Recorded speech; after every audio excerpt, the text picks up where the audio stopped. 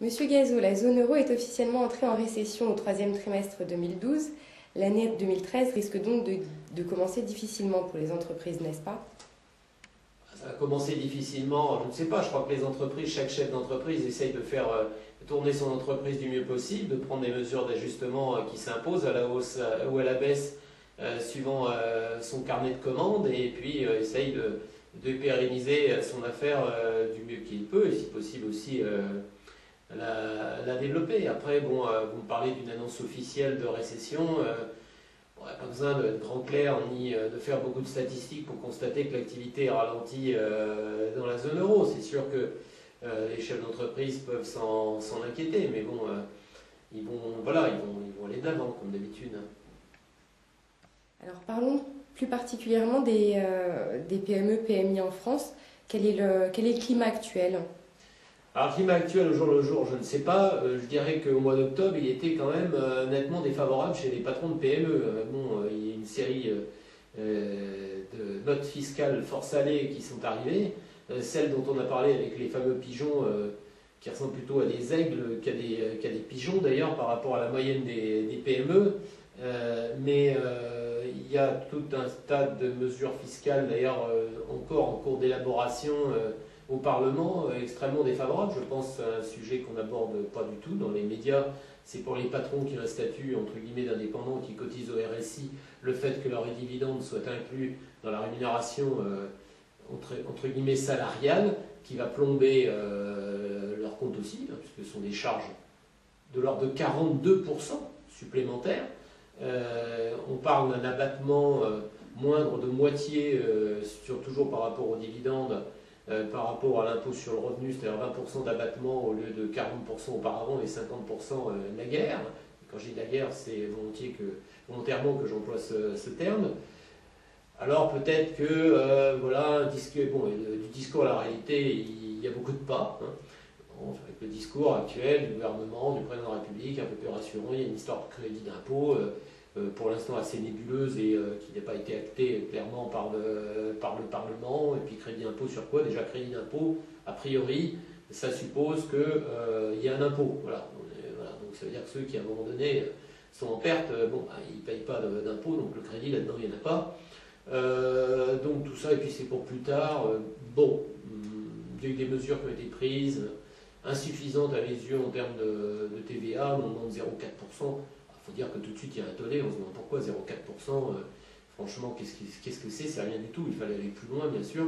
On s'empresse d'abaisser le taux de 5,5 qui est quand même très réduit déjà à 5, donc je ne sais pas où la recette supplémentaire, il n'y aura pas grand chose finalement. Peut-être que le climat actuellement, mais j'en sais rien, de ces derniers jours est un peu plus favorable chez les dirigeants de PME, PMI. En tout cas je peux vous dire qu'en septembre, octobre, je ne dirais pas que le moral, mais l'ambiance était très mauvaise. Voilà. Enfin, parlons du magazine Conquérir. Comment s'annonce l'année 2013 pour le magazine? Écoutez, on ne va pas fêter nos 30 ans puisqu'on les a fêtés l'an dernier, donc il va falloir attendre un peu pour peut-être les 35 ans. Écoutez, on continue d'aller de l'avant, on essaie de se développer, à tout le moins de se maintenir, si on ne peut pas aller...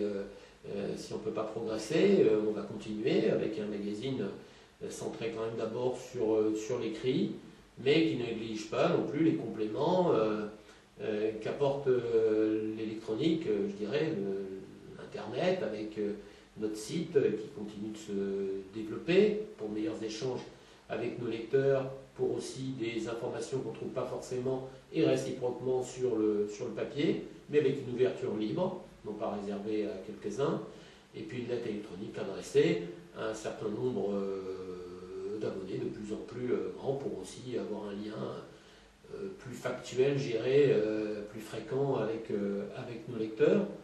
Mais voilà, on garde la tête haute, je dirais, mais c'est vrai qu'à un moment donné, moi en tant que dirigeant du magazine, je peut-être comme d'autres me poser la question de savoir si on arrive à faire des bénéfices que pour l'instant, Dieu merci, on arrive à faire, même s'ils ne sont pas énormes, et que la totalité, évidemment j'exagère, mais à peine, est reversée soit sous forme de charges sociales ou d'impôts, que faire? Est-ce qu'on a l'amour du métier, hein, sinon on ne le ferait pas. Mais bon, voilà, la rançon de la gloire, et c'est aussi quelque part d'avoir un peu d'argent.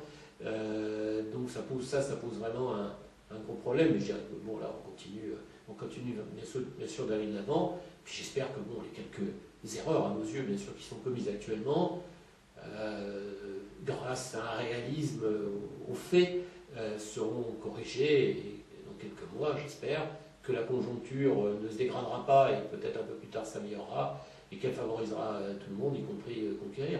Conquérir est là pour aider les dirigeants de PME. Que les circonstances soient difficiles, faciles, c'est rarement facile, mais disons plus agréables, on sera toujours là pour les accompagner, puisqu'on est là pour les aider dans leur gestion.